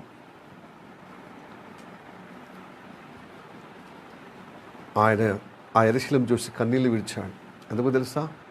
ఓ యెరూషలేమా, ఎన్నిసార్లు నేను పంపిన ప్రవక్తలను చంపి మరి తన బోధకులను నువ్వు రాళ్ళతో కొట్టి హింసించిన. నేను వాళ్ళ ద్వారా ఒక కోడి పిల్లలు తన రెక్కల కింద ఆశ్రయం ఇచ్చేటట్టుగా ఎన్నిసార్లు ఈ పిల్లలు నా రెక్కల కింద పెట్టుకుందామని నా ప్రవక్తలను నాసులను పంపిస్తే వాళ్ళని ఏం చేశారు? హింసించారు, అవమానపరిచారు, నిందలు మోపారు, దుర్మార్గులని అతని అపనిందలు చేసి లాస్ట్కు చంపేశారు. అయ్యో, ఇక నిన్ను నిన్ను కాపాడటానికి ఎవరు లేరు. ఎందుకో నా రాకడ నీకు మర్మముగా అయిపోయింది, నువ్వు తెలియకుండా అయిపోయినావు. ఎందుకంటే నీ కళ్ళు మూయబడ్డాయి. ఇప్పుడు శత్రువు వచ్చి నేను గట్టి అంటే చుట్టూరుగా గట్టి నిన్ను పడదోస్తారు కిందికి అని ఏడ్చాడు యేసు ప్రభు ఆ యెరూషలేము చూసి. ఎందుకో తెలుసా? దేని వాగ్దానం నెరవేర్చబడ్డది. మనం ఏదో భక్తి పరులము, మనం యథార్థ పరులము, అందుకోసం వాళ్ళని చూడలేని గొప్ప రక్షకుడు మనం చూసామనుకుంటున్నామేమో. మనకు దింపాడనమాట. యేసయ్య మాటలు విన్నప్పుడు వెంటనే మనం గ్రహించి ఆయన కృప ద్వారా రక్షిస్తున్నారు. ఎక్కడెక్కడ ఇబ్బందులు జరుగుతున్నాయి, ఎక్కడెక్కడ హింస జరుగుతున్నాయి, అక్కడక్కడ యేసును నమ్ముకొని దీవించబడుతున్నారు. హల్లెలూయా, ప్రైజ్ ది లార్డ్, హల్లెలూయా. అసలు ఈ భారతదేశంలో హింసలు ఎందుకు అనుమతిస్తున్నారు ఈ ప్రభుత్వాల ద్వారా అంటే ప్రార్థనలు ఎదగటానికి, దేవుని యొక్క భక్తులుగా ఎదగటానికి, ప్రబలటానికి. క్రైస్తవులు హింసించిన కొద్దీ ప్రబలుతారు, హెచ్చింపబడతారు. హల్లెలూయా. వాళ్ళు చెడిపోయేది కేవలం సుఖభోగాలను బట్టే. డబ్బు ఎక్కువ ఉంటే, అంటే భూమిజాలు ఎక్కువ ఉంటే, వాళ్ళకి సుఖభోగాలు ఎక్కువ అయితే వాళ్ళు చెడిపోతారు. కానీ కష్టం వచ్చినప్పుడు, బాధ కలిగినప్పుడు, శ్రమలు అనిపించినప్పుడు ఎక్కువ ప్రభువును ఎక్కువ కొనియాడతారు, గోజాడతారు. హల్లెలూయా. వాళ్ళకు బలం ఉంటుంది, శక్తి ఉంటుంది, ప్రబలుతారు, ఇంకా ఎక్కువ నీతిమంతులుగా ఇంకా విస్తరించబడతారు. వారికి ఉన్నటువంటి దుర్మార్గత నుండి విడుదల పొందుకుంటారు. దేవుని బిడ్డలుగా సన్మానంగా నడిపించబడతారు. ప్రియ బిడ్డలారా, మరి నువ్వు దుర్మార్గం అనే నేరం మోపే వారి గుంపులో ఉంటావా? ఆ నేరము అంగీకరించి నిజంగా నా దుర్మార్గతను విడిపించడానికి ఈ లోకానికి వచ్చాడు. కాబట్టి నన్ను బట్టి ఆయన సిలువకు వేయబడ్డాడని ఆ సన్మార్గంలో నీ దుర్మార్గత అని గ్రహించి సన్మార్గం కావాలని కోరుకున్నప్పుడు నిజంగా ఆ దుర్మార్గం తన మీద వేసుకొని నీ కోసం ప్రాణం పెట్టి నేను విడిపించడానికి, నేను సన్మార్గత నడిపించడానికి, రక్షించడానికి ఈ లోకానికి వచ్చిందని నువ్వు గ్రహిస్తే నిజంగా నువ్వు ధన్యుడివి. నువ్వు నీతిలో, న్యాయములో, సన్మార్గంలో ఉండే గొప్ప అనుగ్రహం పొందే బిడ్డగా ఉంటావు. దేవునికి స్తోత్రం. Hallelujah, praise the lord. అందుకోసమే ఈ మిట్ట మధ్యాహ్నములో అర్ధరాత్రిలో ఆయన పట్టుకున్నారు. ద్రోహి అయిన ఇస్కరియోతు ద్వారా సైన్యానికి అప్పచెప్పినప్పుడు సైన్యం పోయి ఈ మత పెద్దలకైనటువంటి మరి అన్న కయప్ప అనే ఈ ప్రధాన యాజకులకు అప్పచెప్పినప్పుడు ఆయన ఎంక్వైరీ చేస్తే నేను దైవ కుమారుడు అని చెప్తాడనమాట. నువ్వు దేవుని కుమారుడు అంటే అప్పుడే బట్టలు చించుకుంటారు. ఇక ఇంకో రెండో మాటతో పని లేదు. ఇతను దైవ కుమారుడు అని దేవ దూషణ చేస్తున్నాడని బట్టలు చింపుకొని అదే నేరం మోపటానికి దుర్మార్గుడని ఇప్పుడు పిలాతు దగ్గర మోపుతున్నారు. హల్లెలూయా. ఉదయకాలములో ఆయన తీసుకొచ్చారు 6 గంటలకు, 6 నుంచి 9 గంటల వరకు అతను నేరం మోపబడ్డాడు. దుర్మార్గుడు. ఎందుకయ్యా దుర్మార్గుడు అని నేరం మోపారు? అతను మా విశ్రాంతిని ఉల్లంఘిస్తున్నారు. ఇంకోటి ఏం చేస్తుంది తెలుసా? మా వాళ్ళ చర్యలను ఖండిస్తున్నప్పుడు ఆయన ద్వేషించి అసూయతో ద్వేషించి ఆయనకు సిలువకు అప్పచెప్తున్నారు. మళ్ళీ ఇంకోటి ఇందాక మత పెద్దలు ఎంక్వైరీ చేస్తే నువ్వు దైవ కుమారుడు అంటే మీరన్నట్టు నేను దైవ కుమారుడు అంటే అదే పెద్ద దూషణగా, దైవ కుమారుడు నేనే దేవుని కుమారుడు అని చెప్తున్నా అని బట్టలు చింపుకున్న చూడు, అది దాన్ని బట్టి సిలువకేశారు. ఆ పిలాతు అందుకోసం చూసి ఇది ఏమాత్రము దోషిగా దుర్మార్గుడిగా కలిగిన సిలువకు అప్పచెప్పేంత నేరం కాదే, కనీసం వీ యొక్క మతానికి వివాదంగా ఉన్నట్టుగా వీళ్ళకి అనిపిస్తుంది కాబట్టి కొరడా దెబ్బలతో ఈ వివాదము తీర్చే విధంగా, విడుదల పొందే విధంగా అని ప్రయత్నం చేస్తే లేదు ఆ కొరడా దెబ్బ 40 కొరడా దెబ్బలు కొట్టినా సాటిస్ఫాక్షన్ అవుతలేదు.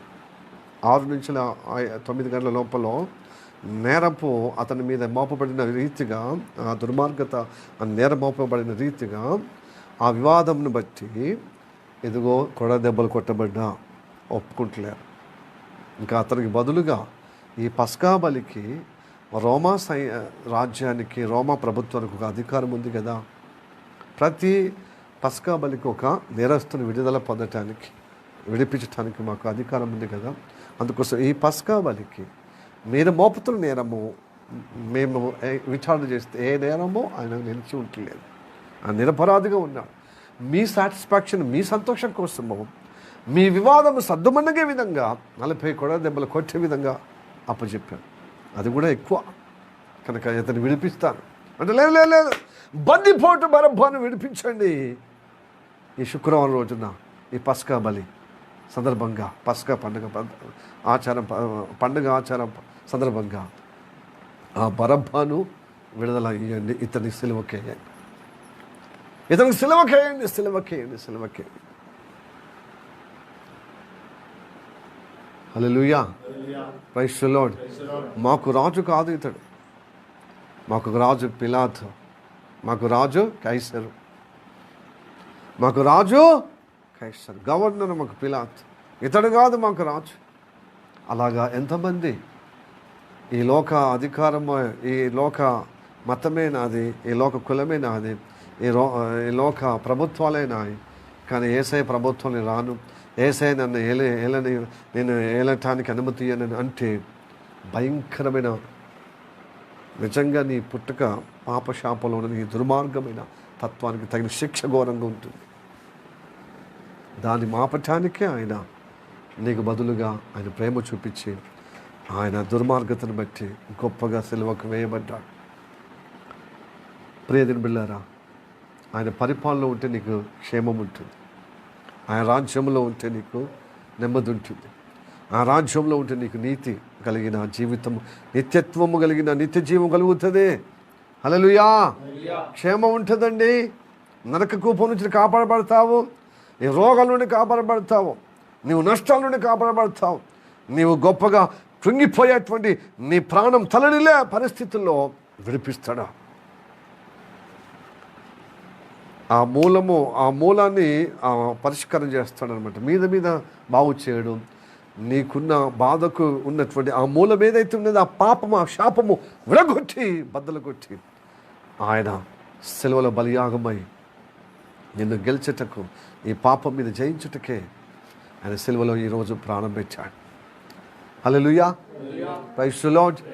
మనం ఇంకనూ చెడ్డవారు ఉండగానే ఆయన మన కోసం ప్రాణం పెట్టాడు. అంత ప్రేమ గలవాడు. ఎవరైనా మంచి వాళ్ళని ప్రేమిస్తారండి, చెడ్డవాడిని ఇతడు ప్రేమించి మంచితనంలో రావటానికి, మనసు తిప్పటానికి, ఈ దుర్మార్గుల నుండి కాపాడటానికి ఆయన దుర్మార్గుడిగా ఎంచబడ్డాడు. హల్లెలూయా, ప్రైజ్ ది లార్డ్, హల్లెలూయా. మనిషి చూసినప్పుడు ఒక తీరు, మనిషి లేనప్పుడు ఒక తీరు దుర్మార్గమైన మాటలు ఉన్నాయి మన జీవితంలో. నిరపరాధులను అపరాధులుగా ఎంచుతాం, మన పరిశుద్ధులను మరి పరిశుద్ధత లేని వారిగా ఎంచుతాము, మంచివారిని చెడ్డవారిగా, యథార్థవంతులను మరి దుర్మార్గులుగా ఎంచే విధంగా ఉన్న స్వభావం అన్నది. కానీ దేవుని దగ్గరికి వచ్చినప్పుడు విడుదల ఇస్తాడు దేవుడు. హల్లెలూయా. నువ్వు అపార్థం చేసుకోకుండా నువ్వు కాపాడబడే విధంగా నిలబెడతాడు. అందుకని దావీదు అంటాడు, అయ్యా నీతిమంతులు నేను అవమానపరిచే విధంగా, నీతిమంతులు తప్పులో మోపే విధంగా నన్ను చేయనీయకయ్యా, నన్ను కాపాడమయ్యా అని ప్రార్థన చేస్తాడు దావీదు. హల్లెలూయా. ఇలాగ ఎవరైనా ప్రార్థన చేస్తారండి, నా ద్వారా ఎవరికి ఇబ్బంది కలగకుండా, నా ద్వారా ఎవరికి కీడు రాకుండా, నా ద్వారా ఎవరికి నేరం మోపబడకుండా, నా ద్వారా ఎవరికి అపనిందలు, అవమానాలు,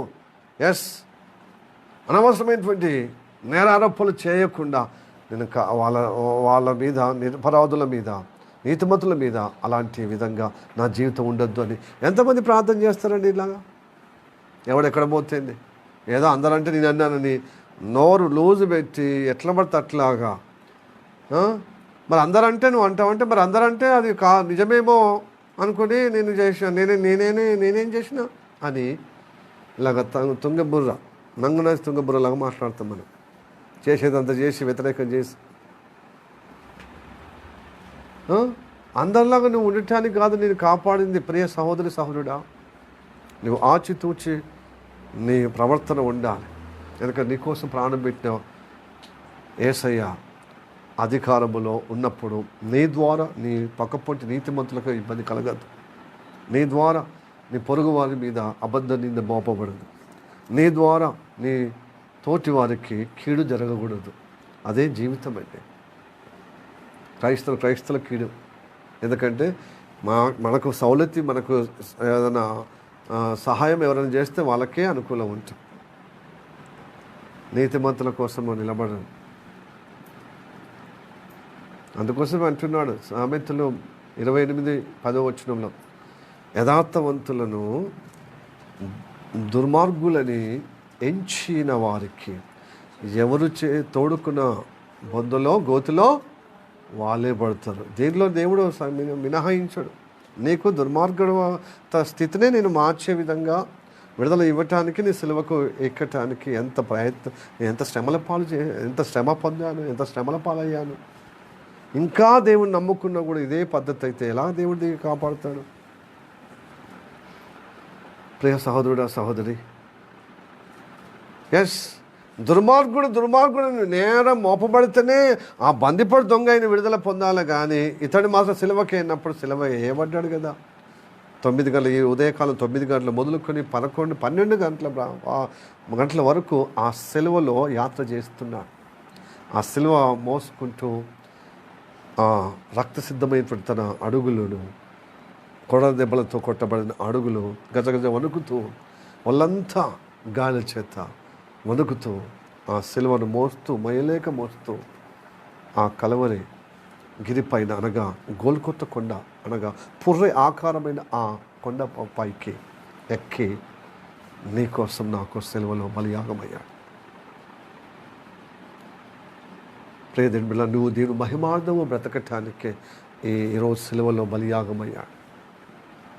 కాబట్టి దుష్టత్వము ఈ లోకంలో ఉన్నలాగున మన జీవితంలో ఉండకుండా మరొకసారి ఈ దినమున, గుడ్ ఫ్రైడే దినమున, ఈ దుర్మార్గత నీ జీవితంలో, నీ ప్రవర్తనలో, నీ ఆలోచనలో, నీ నడువడిలో ఉండకూడదు. అలా మోపేవారిలో నువ్వు ఉండకూడదు. నువ్వేం చేయాలి తెలుసా? ప్రభువా, ఒకవేళ నీకు అలా అనిపించినప్పుడు, తండ్రి నా కోసమే నువ్వు ప్రాణం పెట్టావు కనుక దీనిని ఈ గుంపులో, ఈ లోకంలో ఉండేటట్లుగా ఉండొద్దు. నీతిలో, న్యాయములో ఉండాలి. దుర్మార్గులు రక్షణ పొందిన కాంచెల్లి మళ్ళీ రక్షణ పొందిన తర్వాత వెంటనే మళ్ళీ దుర్మార్గం, మేము అంకరం ఉన్నాం కదా, మేము బలహీనులం కదా అని ఊకి ఇది చెప్పి పాస్మాన్ దాసులో ఉండొద్దు. నువ్వు 20 సంవత్సరాలు అంతే చెప్తున్నావు, 15 సంవత్సరాలు, 5 సంవత్సరాలు, 15 సంవత్సరాలు ఇదే. పైన 20 సంవత్సరాల క్రితం ఏం చెప్పినావు, మళ్ళీ ఇప్పుడు ఈ సంవత్సరంలో కూడా 20 సంవత్సరాల తర్వాత, 15 సంవత్సరాల తర్వాత అదే చెప్తుంటే నీకు మార్పు ఏడొచ్చినట్టు చెప్పండి? ఏడొచ్చినట్టు చెప్పండి? దేవుడు దానికోసమే దేవుడు నిలబెట్టాడు. ఆ దుర్మార్గత నుండి, ఈ లోక తత్వం నుండి కాపాడబడే విధంగా నిన్ను రక్షించి నిన్ను ఒక మార్గం చూపించాడు. నీతి మార్గం, న్యాయమైన మార్గం. దాన్ని నడుస్తూ ఉండాలి. అప్పుడే నువ్వు ఓరవబడతావు, నువ్వు సహించబడతావు. అప్పుడు దేవుని బిడ్డగా, భక్తుడిగా నిన్ను అంగీకరిస్తాడు. ఆ నీతి కలిగిన మాటలు చెప్పటానికి లేదు. రక్షణ పొందినాం అంతేగా, మనకు అది కావాలి, రోగం పోవాలి, ఆరోగ్యం కావాలి, ఆర్థికంగా కావాలి, కుటుంబంలో సమస్యలు తొలగిపోవాలి. అంతేగాని నువ్వు నీతి వద్దా, నీకు న్యాయం వద్దా? నువ్వు తెలుసుకున్నాను కదా న్యాయంలో నిలబడటానికి, నీతిలో నిలబడటానికి, నువ్వు ప్రార్థన చేయటానికి ఉంటావు. చదవండి, ప్రైజ్ ది లార్డ్, హల్లెలూయా. హెజ్కేలు 33:19 హెజ్కేలు 33:19 మరియు దుర్మార్గుడు తన దుర్మార్గతను విడిచి నీతి న్యాయములు అనుసరించిన ఎడలా వాటిని బట్టి బ్రతుకును. దాన్ని బట్టి బ్రతుకుతాడు. మళ్ళీ నశించిపోతాడు కదా. మళ్ళీ దుర్మార్గతలో విడిపించి మళ్ళీ దుర్మార్గంలో మళ్ళీ లోకరీతిగా నడిస్తే, నీతి న్యాయంలో నడవటానికి నీ దుర్మార్గ స్థితి నుంచి నేను కాపాడిండు. ఈ గుడ్ ఫ్రైడే సందర్భంగా మన కోసము ప్రాణం అర్పించిన సిలువలో బలియాగమైన సందర్భంగా మళ్ళీ నేర్చుకుందాం, మళ్ళీ గ్రహిద్దాం, మళ్ళీ తెలుసుకుందాం, మళ్ళీ గుర్తు చేసుకుందాం. మళ్ళీ దేవుని వాక్యం ద్వారా మనం హెచ్చరిక పొందుకుందాం. దుర్మార్గుడు నుండి విడుదల పొందుకున్న తర్వాత మరలా దుర్మార్గంలో నడిపించడానికి కాదు నేను రక్షించింది, మళ్ళీ నీతి న్యాయములో నడిపిస్తేనే నువ్వు బ్రతుకుతావు, నిత్య జీవం పొందుకుంటావు. అందుకోసం వాక్యం నేర్చుకోవాలి. హల్లెలూయా. అందుకోసం ఏమి తిందుమా, ఏమి త్రాగుదాం, ఏమి ధరించుకుందామని పొద్దయితే రాత్రి అయితే ఇదే కాదు ప్రార్థన. సహోదరుడా, మొదట నీతిగా జీవించాలని, దేవరాజ్యానికి సరైన వారసుడిగా మరి వారసురాలుగా ఉండుటకు నువ్వు సిద్ధపడాలి, నువ్వు ప్రయత్నం చేయాలి, నువ్వు అనుసరించబడే ప్రార్థన భక్తి ఉండాలి, సాహసము భక్తి కలిగి ఉండాలి. అప్పుడు ఆయన రాజ్యము న్యాయం కూడిన రాజ్యం. మొదట నీతి రాజ్యాన్ని వెతకండి, అప్పుడు మీకు అవసరాలన్నీ తీర్చబడతాయి. మీరు పని కట్టుకొని చెప్పడం అవసరమే లేదు. కట్టుకున్నా అద్భుతం దేవుడు చేస్తాడు. ఫస్ట్ నీతిలో ఆయన రాజ్యమైన న్యాయమైన రాజ్యంలో నిలబడే విధంగా నువ్వు ప్రార్థన చేయు. అప్పుడు మీకు ఈ భూమి మీద మీకు అవసరాలన్నీ మీరు కోరినట్టుగా దేవుడు సహాయం చేస్తాడు, అద్భుతం చేస్తాడు, మహిమ చూపిస్తాడు. నీతిమంతుల బిడ్డలం, దేవుడు రాజ్య వారసులం. అంటే న్యాయమైన రాజ్యము, ఆ రాజ్యములు నేను ఉండాలి. యెహోవా మార్గములో న్యాయమైనవి, దేవుడి మార్గం న్యాయమైన జీవితం మనకు కావాలి. హల్లెలూయా, ప్రైజ్ ది లార్డ్. మీరు ప్రార్థనకు వచ్చి నేను నా జీవితమే అర్పించాను, నా సమయం అర్పించాను, నా కానుకలే, నా డబ్బులే అర్పించాను, నువ్వు ఎంత చేసినా ఇవన్నిటికంటే సర్వాంగ హోమం కంటే ఇష్టమైనది ఏంటి తెలుసా అండి? నీతి న్యాయములను జరిగించిన బట్టే నాకు ఇష్టం అంటున్నాడు. సామెతలో 21వ అధ్యాయము 3వ వచనం. సామెతలో నీతి న్యాయములు అనుసరించి నడుచుకొనుట బలులను అర్పించుట కంటే యెహోవాకు ఇష్టం. ప్రియ బిడ్డలారా, నీ శరీరము, నీ దేహము, నీ ప్రాణము, నీ సమయము, నీ ధనము అర్పించుట కంటే, ఈ బలులు అర్పించుట కంటే సర్వాంగ హోమం ఏంటి తెలుసా అండి? నీతి న్యాయములను జరిగించుటే. నీవు నేను అది అనుసరించే విధంగా దీన్ని కోరాలి. అదే దానికోసం ఉపవాస ప్రార్థన, దానికోసం ప్రార్థన. అందుకోసం ఆదివారం 2వ మెసేజ్ ఏంది? నా మందిరము అన్యులకు ప్రార్థన మందిరము. కానీ మీరేం చేస్తుంది తెలుసా? దాని దొంగల గృహగా దోపిడి గృహాలు. మళ్ళీ ఈ యొక్క పరిచయలు, ఈ శాస్త్రులు చేసిన బోధలోనే మళ్ళీ ఉన్నారు. మత బోధలో, మత భక్తిలో ఉన్నారు. మీ అంతరంగంలో సాఫ్ చేసుకుంటలేదు.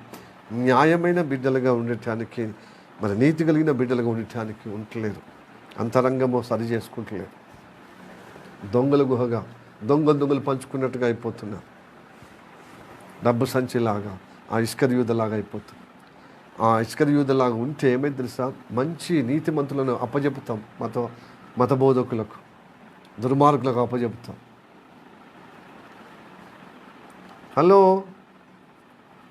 హల్లెలూయా. డబ్బు మనకు కావాల్సిందే, కానీ నీతిగా న్యాయంగా నువ్వు నిలబడితే ఆ డబ్బు నీకు ఇచ్చినప్పుడు న్యాయంగా నీతిగా అది వినియోగించుకుంటూ ఖర్చు పెట్టుకుంటావు. సహోదరుడా, సాతాను ఎదిరించే విధంగా, సాతాను చోటు ఇవ్వకుండా మనం జయించే విధంగా నువ్వు నడిపించబడతావు. అబ్రహాం శ్రీమంతుడే కదా, కానీ నీతి న్యాయం జరిగించేవాడు. అబ్రహాం తండ్రే కదా, మరి తండ్రి బాటలు నడుస్తలేము. అబ్రహాం తండ్రి అని తెగ నీలుగుతున్నాం, తెగ గొప్పగా చెప్పుకుంటున్నాం. మేము ఎవరికి దాసులం కాము తెలుసా? మేము అబ్రహాం సంతానం, మేము స్వతంత్ర పిల్లలం. అంటే మరి అబ్రహాము సంతతి అయితే అబ్రహాము నన్ను సేవించాడు. మీరు అబ్రహాంలాగా మీ పితరులాగా సేవిస్తలేరే, నన్ను చంపజూస్తున్నారే అంటున్నాడు. ఎవరు? యేసయ్య తన యూదులతో, ఆ కాలంలో ఉన్నటువంటి ఇజ్రాయేలుతో, నన్ను ఎందుకు చంపజూస్తున్నాను, నేను నేరపు చేసినాను, ఏం తప్పిదం చేసినాను, పైపెచ్చి నన్ను అవమానపరుస్తున్నాను. దయ్యం పట్టింది, ఆ సమరయుడు అని చెప్పి, ఆ కులం తక్కువ అని, ఆ ప్రాంతాన్ని బట్టి, ఆ కులాన్ని బట్టి ఏం చేస్తున్నారు? ఆపాదిస్తున్నారు, నా మీద అవమానపరుస్తున్నారు. నా తండ్రి మాట వినేవాడిని, నేను తండ్రి చిత్తం నెరవేర్చేవాడిని. నా మాట విన్నవాడు సత్య సంబంధి. హల్లెలూయా, ప్రైజ్ ది లార్డ్. కాబట్టి ప్రియ దేవులారా, ఈ ఉపవాస ప్రార్థన ఈరోజు మనం యేసయ్య బలియాగం జ్ఞాపకం చేసుకునే ఎందుకు తెలుసా అండి? నీతి న్యాయంలో ఉండటానికి ఆయన మన కోసం తను ప్రాణం పెట్టాడు.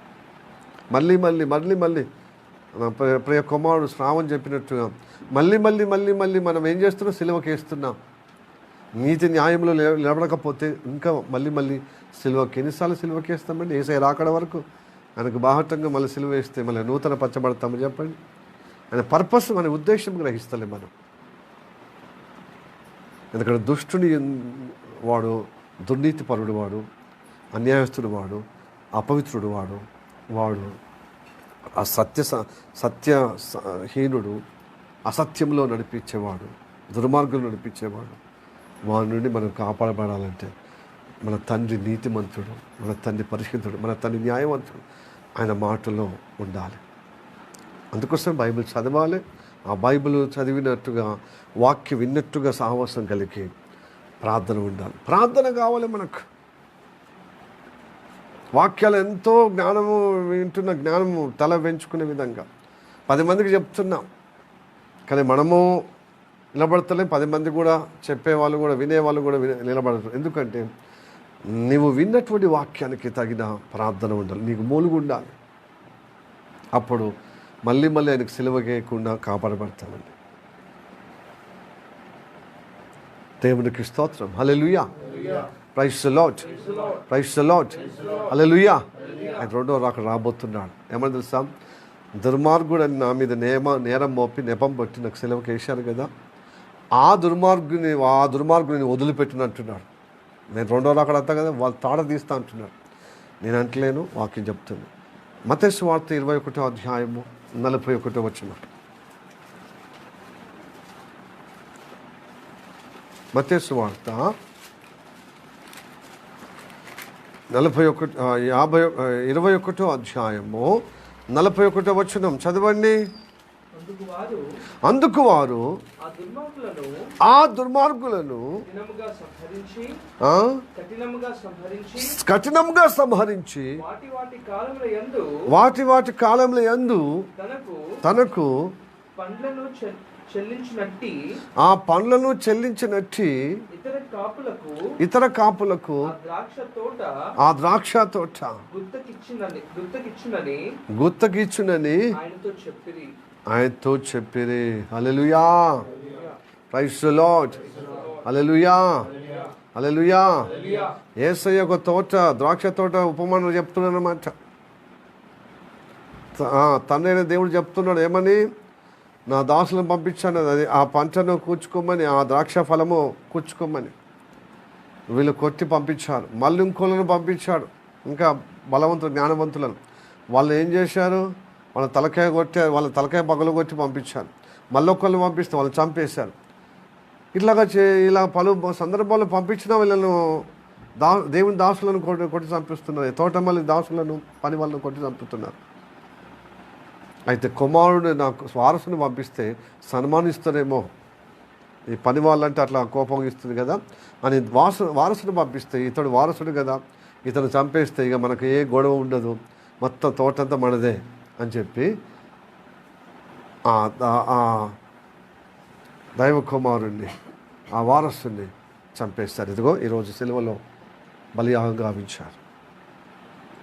అయితే దేవుడు అంటాడు, ఆ దుర్మార్గులను నేను సంహరిస్తాను, ఆ ఫలాలను అనుభవించే వారికే, కాపుగాయ వారికి, న్యాయంగా కాపుగాయ వారికి వాళ్ళకి పంచిపెడతా అంటున్నాడు.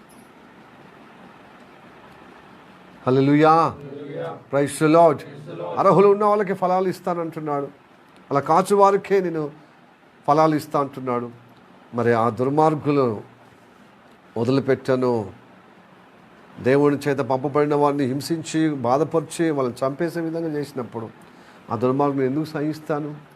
అందుకోసం ఈ దుర్మార్గమైన మరి గుంపులో, మరి ఆ మతములో, ఆ కోపంలో మనం ఉండకూడదు.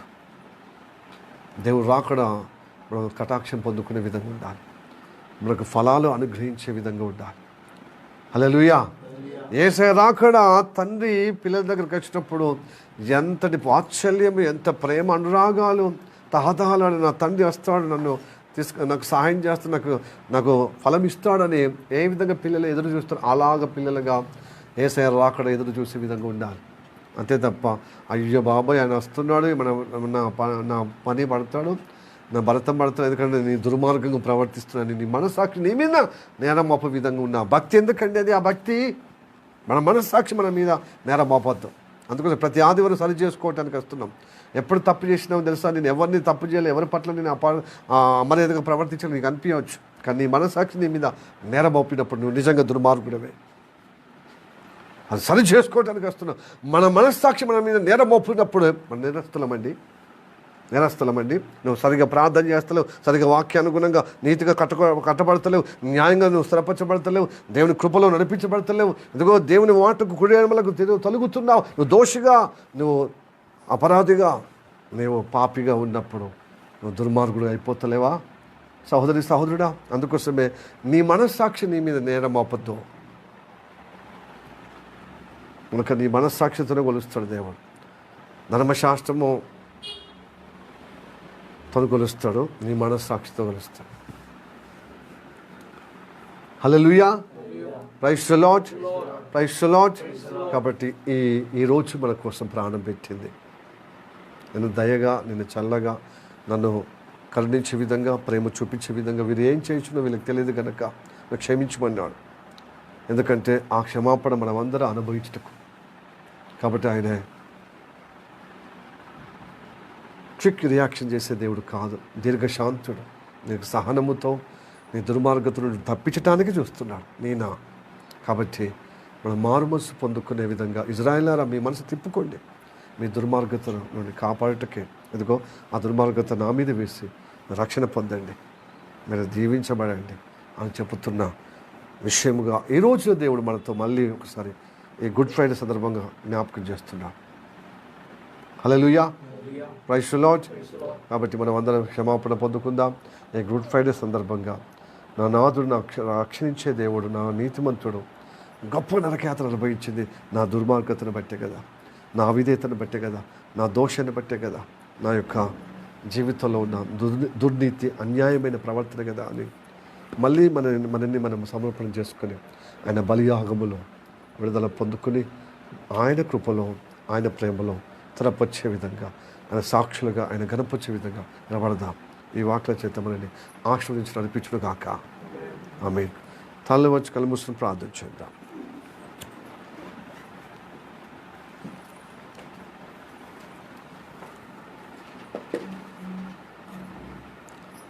Praise the Lord. Hallelujah, hallelujah, hallelujah, హల్లెలూయా.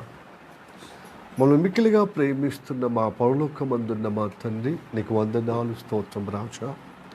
ఇదిగో ప్రభా, ఈ పగటి కాలంలో లోకమంతటా గుడ్ ఫ్రైడే సందర్భంగా నేను సేవిస్తూనే ఉన్నారయ్యా నేను నమ్మిన బిడ్డలు.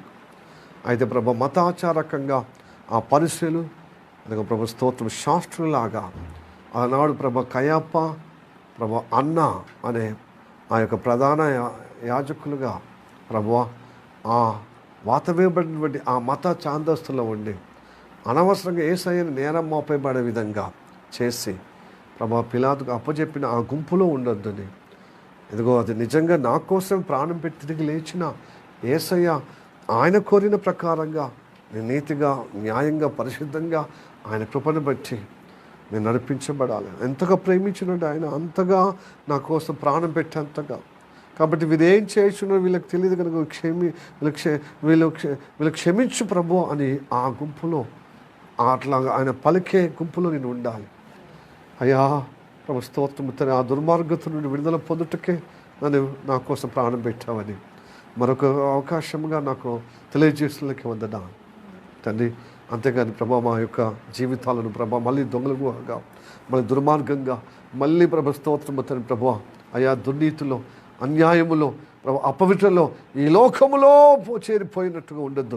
పేరుకు క్రైస్తవులుగా కానీ ప్రభు దాని యొక్క వాక్య సారం కలిగిన సత్యము గ్రహించకుండా మీద ఈ లోకరీతిగా జీవిస్తే మేము ప్రభు స్తోత్రం నీ ఉగ్రతకు చవి చూస్తామని మాకు తెలియజేశాం.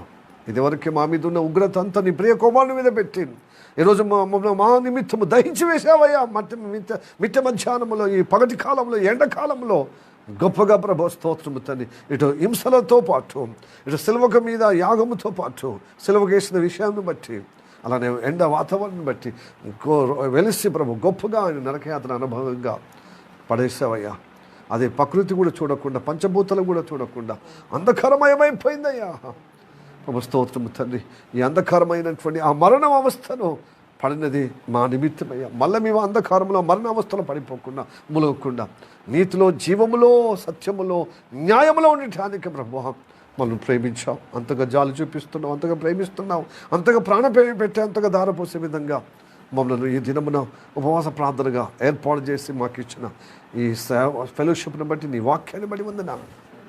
నీ కృప నియంత్రములుగాక మా శరీరం, ప్రాణమాత్మ నీకు అప్పచెప్తూ నిజంగా ఈ వాక్యాన్ని ప్రభు యథార్థంగా అంగీకరించి ప్రభు మతములో ఉండకుండా నేను అనుసరించే విధంగా, చలించే విధంగా నీ నీతిలో, నీ రాజ్యంలో, నీ పరిశుద్ధతలో, నీ నిత్య జీవంలో నిలబడటకు సాయించు తండ్రి. కృప చూపెట్టమయ్యా. ఈ బలియాగము, ఈ ప్రేమకు ప్రభు స్తోత్రం, ఈ జాలికి, ఈ గొప్ప అనుగ్రహానికి మా పాత్రలుగా చేయుటకే మాతో మాట్లాడినందుకు వందనా. నీ కృప నిరంతరముగాక మా శరీరం, ప్రాణమాత్మ నీకు అప్పచెప్తూ నా ప్రభువైన యేసు నామములో ప్రార్థించి అడిగి వేడుకుంటున్నాము పరమ తండ్రి. ఆమేన్, ఆమేన్, ఆమేన్. అందరికీ వందనాలు. Praise the lord.